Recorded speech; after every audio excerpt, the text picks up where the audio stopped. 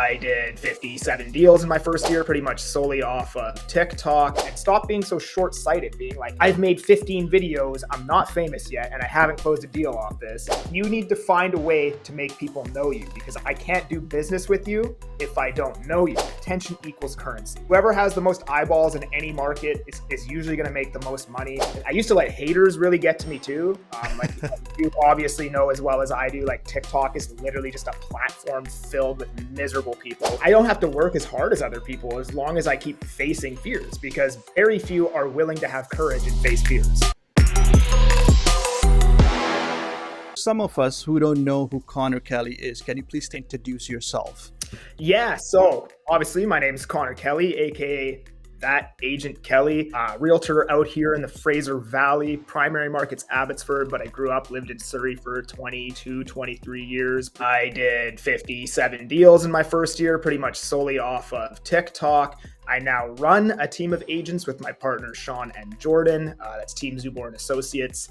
At Stonehouse Realty. Sean's actually the co-owner of Stonehouse Realty. Before I got into real estate, I was a plumber for 9 years, Red Seal plumber, and just felt like that wasn't where my passion was at. So got into real estate August 2021, and not looking back. Wow, that's great. So 57 deals in first year. And how long have you been in the business, Connor? Like how many years, or like when did you start in real estate? Just since last August. So August 2021 to present is like what, a year and 4 months basically. Okay, so you had pretty good starting there. So 57 deals in first year. How did you manage to do that? I mean, most agents in their first year, they're lucky if they can do like 2 to 3 deals. So 57 deals first year. How did you do that? Well, it was mostly just because I guess at that time, TikTok was kind of really untapped.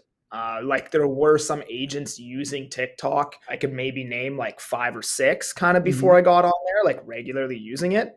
But they didn't really understand how to utilize the platform properly. Maybe 1 or 2 of them did. So, I just spent a lot of time researching how to successfully use TikTok and stuff like that. And then I started posting, like most people on TikTok are posting once a week, twice a week. And then I was like, kind of took the Grant Cardone approach and like 10x everything, man. And just like be in people's faces and whatever, right.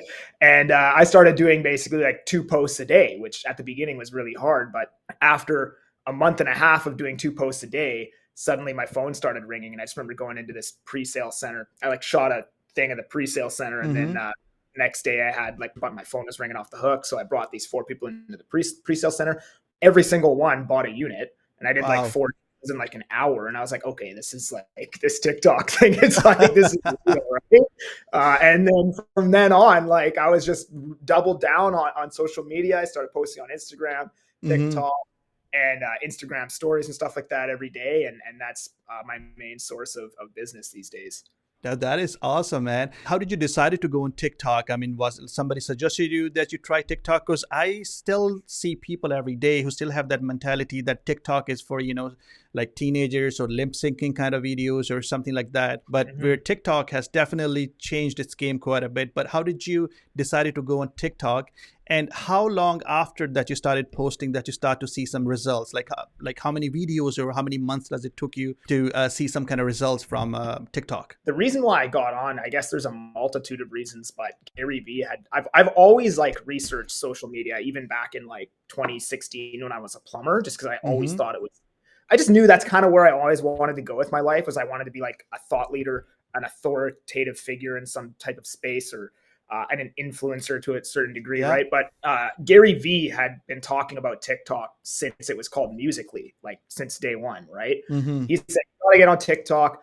The reach there, and like the way he explained the reach is, he didn't say this, but this is what he said and how I put it in my own words, was that on TikTok right now, there's a supply-demand imbalance, right? So what happens on all these platforms like Instagram, Facebook, whatever it may be, the reason why you can't get anybody to see your posts on Facebook was because right now, there are way too many people creating content in comparison to the people consuming the content. Correct. So that dynamic right now on TikTok is inversed. There's not enough creators and there's so many people consuming the content.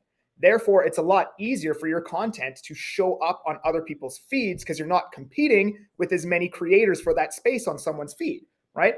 And that's why on Correct. Instagram, organic reach is basically dead as well, is because there's way too many people creating the content and not enough people consuming the content, right? So I thought that was okay, that's interesting, right? Yeah. And then Grant Cardone has this philosophy where he's like, you need to find a way to break out of obscurity if you're running a business, right? Totally. Yep.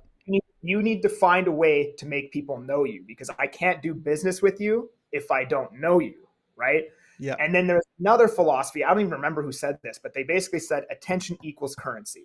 Whoever has the most eyeballs in any market is usually going to make the most money. Case in point, Conor McGregor. He's not even like a top 10 UFC fighter of all time, but he's the highest paid UFC fighter of all time because he garners a lot of attention when he steps in We're, the ring. yep. So I basically took all of these ideologies and I was like, all right, TikTok is where it's at, right? And Yeah, then no, totally. I think the fourth video I did, I was just talking about a rental property I had in Windsor, Ontario, and Mm-hmm. posted it. It was like 7 p.m. It was like, oh, it was like 2,000 views or something. I was like, that's a lot of views. Like at that time, I was thinking like, that's crazy. Like 2,000 people saw this video. And Yeah. then when I woke up, it had like 30,000 views or something completely stupid. Like the notifications had stopped counting on my phone. Uh-huh. So then I Yeah. was like, all right, I'm going to keep doing this. I guess it works. Right. And then, yeah, it was about a month and a half before the phone actually started ringing and like people were reaching out. So it was posting, I was probably 60, 70 videos on there before the phone started ringing. Yeah, I see. But even now, you're pretty consistent. I guess you're still posting 1 to 2 videos kind of every day. So now I post about 3 or 4 videos a day, three to five videos a day, I would say, on my TikTok, because obviously it becomes easier to make content once you've been making content Of because you're course, yes. in your mind to pick up on what is content, right? Mm-hmm. I've also started YouTube. I even post on Twitter. I've started my Instagram. I post at least once a day on my actual Instagram feed, when before it was maybe once or twice a week. And then I post on my Instagram stories every single day as well. So Connor, how was the first video experience? The very first video that you decided, you decided that you're gonna go on the social media, and now you know that you have to make a video. How easy or how difficult was it for you to make your first video, or at least like first 4 to 5 videos, until you really got a hang of making the videos and you got comfortable? How was the transition into social media? Terrifying, man. Like, I mean, like everybody is obviously has the same fear before they start making videos. Like, oh, I look stupid, or I look fat, Yeah, or oh, everyone's gonna think what I like. Everyone's gonna talk shit about me, basically, right? It's like the thought to- that goes through everyone's head. So yeah, and then I yep, used to post certain videos and have like anxiety about the video that I posted like later at night and stuff like that. And then yeah, uh, after a while, it just goes away. You just get used to it. I used to let haters really get to me too. Like you obviously know as well as I do, like TikTok is literally just a platform filled with miserable people, right? 100%, yes. And I used to let it get to me. Like somebody would say something to me and it would like literally like ruin my mood for the whole day. I know. Now I obviously could not care less, right? Yeah, But totally. something that I realized that's helped me kind of get over that, or something I say to people that are Mm-hmm. just getting into video, is like, for one, if you hate the way you look on camera, that is the way you look, Yes, right? So accept it, like that's how you look, right? Uh, totally. and, and two, the reason why people talk shit about you is because people have this version of you that they've created in their head, being like, this is Nav, right? This is how Mm-hmm. I know Nav. This is the person that I know that I've created in my head, right? Yeah. Well, when you start posting on social media, coming from a place before where you weren't posting on social media, to them, they're like, that's not how I know Nav. He's not Mm-hmm. being himself. He's being inauthentic and fake, right? Yeah. Until you've been doing that consistently for a couple months or whatever, then they just reinvent a new version of Nav in their head, and suddenly that is you and you're being you, and then there's no need to talk shit about you anymore. That is so powerful, man. I mean, yeah, totally. So, yeah, like if you guys are struggling to post your first videos and something, you got to go and listen to what Callie said, maybe rewind it for a little bit, listen to that again. So you have to, reinvent your image in the mind of the other people. Another thing too that I try to do, that I've been doing, like in the beginning I was trying to talk about a lot of different stuff, right? And sometimes I would talk about things that I knew about more than most people, like 99% of people, but I didn't know enough to be an authoritative figure in that space. Mm-hmm. um, so what I kind of reframed the way that I speak, like doing one simple thing in your content can really change the response, right? So now the way I talk, instead of, hey, like you should do this or this is what's going to happen, I've reframed it to I don't talk about anything that I haven't like personally done that I understand, right? So, and even when I'm talking about those things, I'm not going to say this is what you should do. It's just this is what I've done, or this is what I've done in the past, or this is how I do it. It may not be the Okay. right way. You can do whatever you want. This is how I do it, Mm-hmm. right? Instead of just being like, oh, you should do this and you should do that. And it's more coming from a place of, because that's why people hate you, because they're like, they think, hey, this guy's like telling me what to do, right? And I don't like his face, right? But no, it's just coming from a place of like this is what I do, right? And you can Yeah. do it if you like to, right? And I guess a couple of your videos got quite a bit of controversy as well here in the local market. I see quite a bit your videos coming in after a stitch where people are not, they don't agree with your thoughts and stuff. But I guess that's a part of it. So I guess yeah, and any kind of marketing is a good marketing, right? Yeah, well, and I mean, to be honest, I make those videos so people do that, right? Like there's certain videos that I make that I know is going to strike a chord in some people. I don't know if it's good or bad, but hey, I mean, if a bunch of people are going to stitch that video, then it quadruples the reach of it, right? So Of course, it helps algorithm, right? So same thing again goes to like we were talking about the haters, people leaving you hate comments and stuff. So even somebody's leaving you a hate comment or whatever they're doing, they're still helping your algorithm. They're still helping your video to reach out to more people. So in a way, they're it's helpful for you, for your video, for the algorithm, and for everything, right? 100%. And some people aren't even like, hey, like what does Grant Cardone always says? Haters are fans in denial or something like that. Or Yes. no, when he says he'll be like, I need some new haters, man. All the old Yeah. ones who don't like me, right? Yeah. It's Totally. so true though, because I've seen it on my thing. Like people that started off hating me, that have left me hate comments on every video for months. Suddenly, it's like I put out a video or something happened or I wrote a comment somewhere that starts to change the way that they actually think about me because Mm-hmm. they've never met me. Their whole opinion is based on like of something I say in an 8-second video, right? Yes. Whereas like 99% of these people, if you actually met them in real life, you'd be like, hey man, what's happening? You know what I mean? It would just be Yeah. like, Totally. you know what I mean? Like they wouldn't Yeah. hate you in real life. You would just be like, what's up, dude? How's it going? Right? Yeah. So eventually you say something, and this is why I don't even bother blocking the haters. Eventually you say something that changes their mind about you, and they end up just like staying on your page and actually enjoying your content. I find a lot of the time, not always, but a lot of the time, you can actually convert haters into fans. Yeah, no, I 100% agree. I have experienced the same thing. Now, what is your content creating strategy, Connor? How do you do it? Do you like batch record your videos? Do you just record, you just go with the flow, you record every single day? How do you do it, especially now when you're saying you're doing 3 to 4 videos a day? That can be, very time consuming and stuff. How do you manage all that? What I Yeah. try to do is I have a thought. The Mm-hmm. thought posted publicly onto Twitter.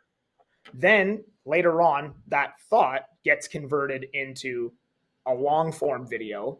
And then from that long form video, I might condense that long form video into like 5 different pieces of short form content, right? But that's kind of the thought process, because what I was doing before is I was Mm-hmm. writing out my thoughts in a notepad. Well, the problem with that is you're kind of like, why not just make that thought public on Twitter and then possibly Yes. get a reach from it? And then not only that, you can actually take the tweet and post it on your Instagram as another piece of content if you wanted to, right? So it just Mm-hmm. gives you more options to create content and to get more reach, right? Correct. Uh, but right now, my TikToks are kind of just completely off the cuff. I don't plan anything. I have an idea, boom, pull out my phone, record it, post.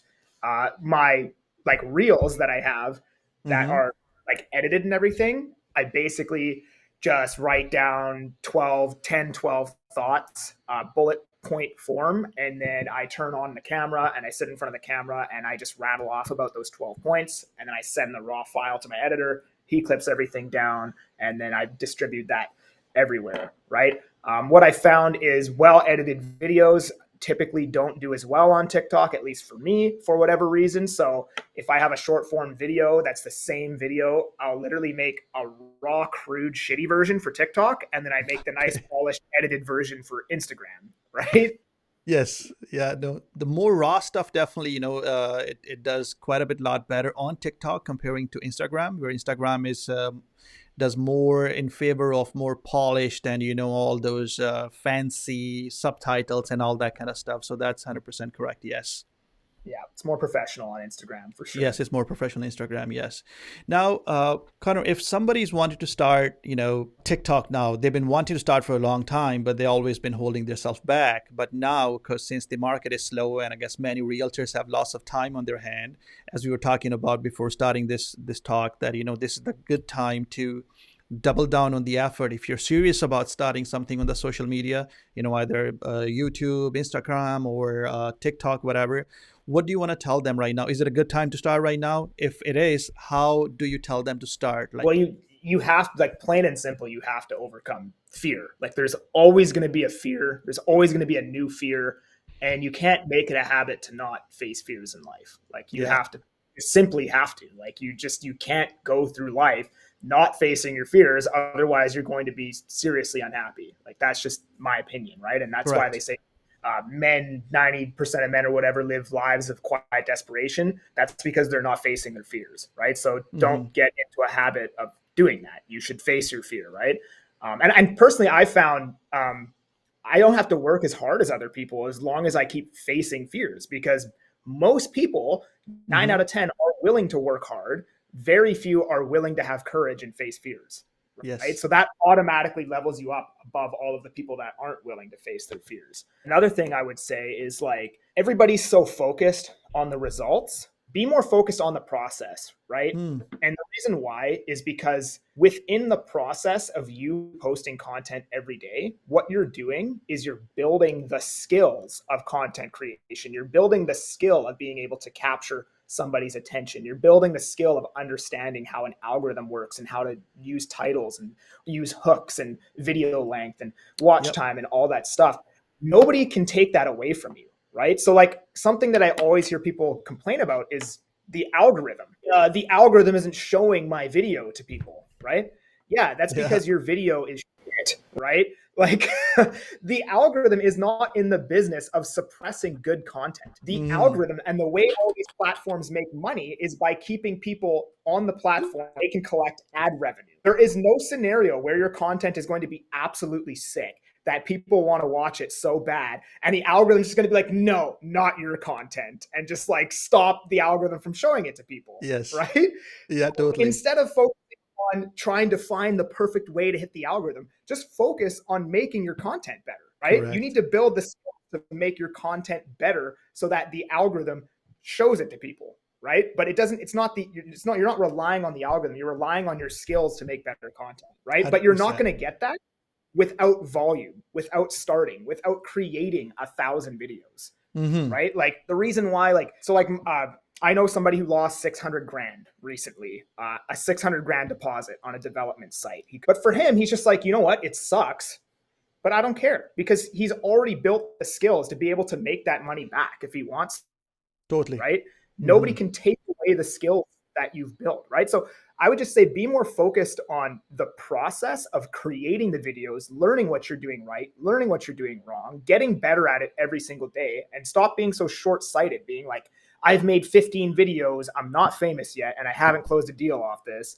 It may take you 3,000 videos, but it doesn't matter. You're building the skills to eventually get better, and learn what works and learn what doesn't. And because you know what? It's always changing. Like, today it's TikTok. 3 years from now, it might be some other platform, right? And if you're relying on an algorithm, well, the algorithm on that platform is going to be completely different.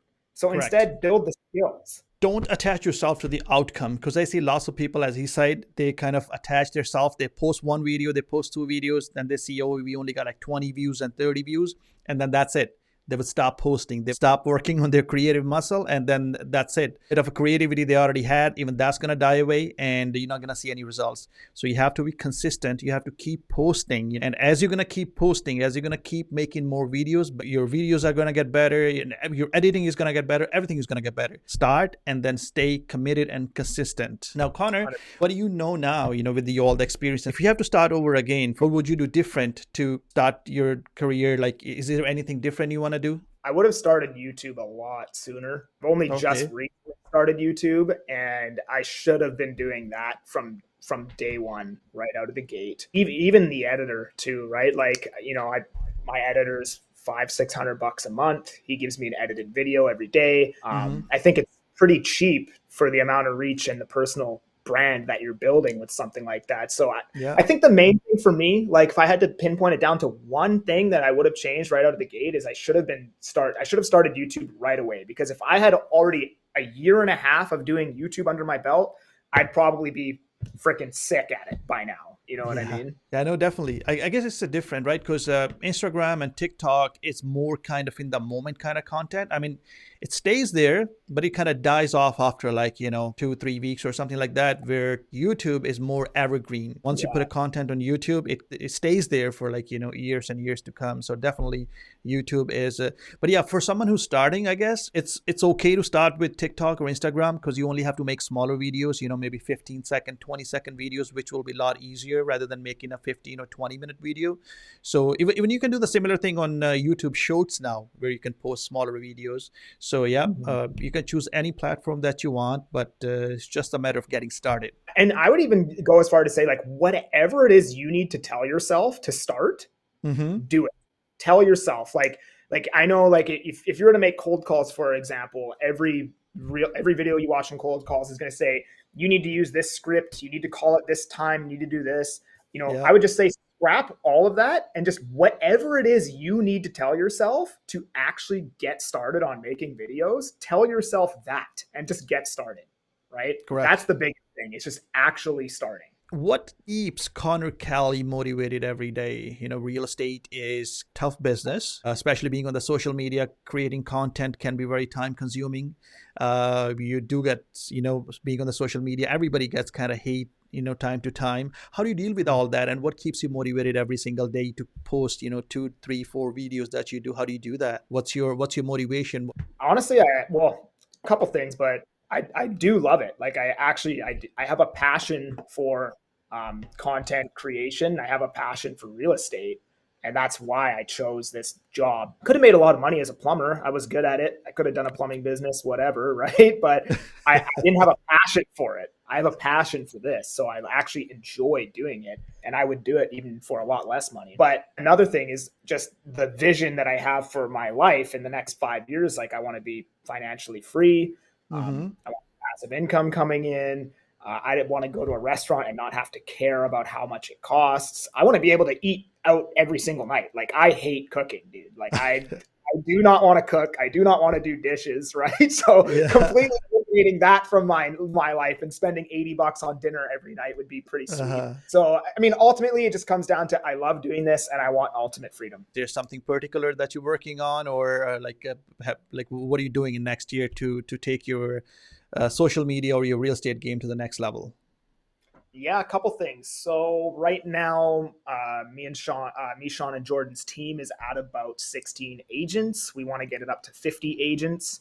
Okay. That's next year, and then me and Sean have a coaching program that we want to launch. We've been working on it for like way too long, like 6 months already. We want to launch that, Okay. and then honestly, like I still want to sell real estate, but in the next 3 years, I would rather move into, a coaching influence, Hmm. that kind of role, right? And then just, sell a couple listings here and there and maybe some pre-sales kind of thing, right? So that's my long-term vision, right? Like I really do enjoy helping people, and that's ultimately why I got into this too, right? And like to go back to the plumbing thing, and not to put down plumbers or anything like that, but just one thought that I had back when I was doing that was like, I can come to your house and I can change your toilet, and that's going to Uh-huh. help you absolutely, right? But if I Yeah. didn't change a toilet, somebody else is going to change a toilet, right? Like it's not going to change your life, right? Yes. The position that we're in as realtors, influencers, whatever it may be, we have an opportunity to actually change the course of somebody's life, whether it be make them a lot of money, guide them in the right, investing decision with the value that we give on Mm-hmm. social media. Like I have people reach out to me all the time being like, oh, hey man, like, love the value you provide. You made me Yeah. think differently about X or whatever, right? Which is something that I wouldn't have had the opportunity to do back in my past life. So yeah, ultimately, I just want to try and be in a position where I can, as cheesy and cliche as it sounds, where I can help more people, right? Because that's what I do enjoy. So No, that's a definitely a good goal, man. I support you on that 100%. And Connor, now we're in a shifting market. We've been in a shifting market for the last few months now. New agents or the agents who like even the agents who've been in the market for a little bit, but they don't have a proper like a lead source, or they don't have enough leads coming in right now. What do you want to tell them, the agents who are feeling demotivated right now? They feel like they probably going to get pushed out of the market. What do you suggest to someone like that who's thinking about, maybe quitting right now? What would you suggest to someone like that? What's your advice? right now is about building your brand. Obviously, we all want to make good money. And my main focus right now is just building out my brand. And instead of, doing more transactions, doing more of the transactions that actually exist within the market. So, picking up more market share, as they say, right? Mm-hmm. If you're not doing any transactions at all, then just focus on building your brand. Start the YouTube journey now. Start the TikTok journey. Start the Instagram journey. Put out content. Build Yeah. that skill, content creation in times like this. So when the market changes, you're the go-to guy. You're somebody who they've been watching your content for 2 years or a year and a half, right? And you're the first guy that they think of. That's probably what I'd say. And like for a lot of people, like obviously I'm biased because I'm a team manager, but I truly think that most people, 9 out of 10 agents that join the industry should be on a team right out of the gate, right? If you've never ran a business, this Mm-hmm. this is a business, right? So Yeah. before you can even start selling real estate, you have to put systems in place, right? If Totally. you've never put your own systems in place for a business before, then you Mm-hmm. probably shouldn't be a solo agent right out of the gate. You should probably join a team, right? Sure, you're going to give True. up 50% of your commission or 30% of your commission or whatever it may be, but Mm-hmm. 50% of a watermelon is better than 100% of a grape, right? So, 100%. Yes. Good. right? Do you read books, Connor? Do you listen to podcasts? Is there any book or podcast do you want to recommend to agents or anybody out there, which you think can benefit them by reading or listening? The 10X Rule by Grant Cardone, great book. Big Money Energy, Ryan Serhant. The Compound Effect is my favorite book of all time. That is a guaranteed 100% read, I would say. Rich Dad, Poor Dad, depending on where Of you are in course. your journey. That Yeah. was the first book that I ever read. So I can think. And anything by Grant Cardone. I mean, the guy is a pompous dick. I'm not going to lie. But his sales philosophy is 10 out of 10. Like Yes. it's mind blowing, right? So anything Beautiful. Grant Cardone is for sure a read. Um, Podcasts. I listen to the Vancouver Real Estate Podcast. Mm-hmm. If you want to get into content creation, another thing that I do, rip off and duplicate, right? So stuff that I hear on the Vancouver Real Estate Podcast, statistics, whatever it may be, I just take whatever I hear and then I put it into my own words and put it back out there into the stratosphere. So Vancouver Real Estate Podcast and the Bigger Pockets Podcast is another really good real estate podcast. And Yes. also, they have a lot of really good books too about rental property. I would anything written on the Bigger Pockets website is good information as well. I'd say. No, that's good. And I just want to catch on one thing what Connor said, rip off and duplicate, So same thing applies to the content creation as well. Sometimes, many of the new content creators, they get stuck with the idea like they want to produce something new, they want to produce something unique. So you don't have to do that. You can go watch Connor's stuff, like what he's doing, and then kind of copy the stuff that he's doing. And, you can start creating your own content just by getting an idea from there. So that's another, good way, just rip off and duplicate. 100%. Don't reinvent the wheel, right? Like people, like I myself, even I follow 5, 6, influencers that all say the exact same things, but it's all packaged differently into their own words. Correct. And I appreciate the way that each individual presents that information. It's the same exact message. It's just presented a different way, right? People Yes. don't necessarily follow you for the information that you have. They follow you for the way that you're presenting the information they already know. Awesome. Thank you so much, Connor. We really appreciate you stopping by, buddy, and giving all the information and sharing the golden nuggets with us. I'm going to share his Instagram handle and his TikTok down at the description so you guys can go ahead and follow him and watch his content. And again, thank you, Connor. Really appreciate it. And you have a good day. Appreciate you, bro. Thanks for having me on. Peace out, everybody.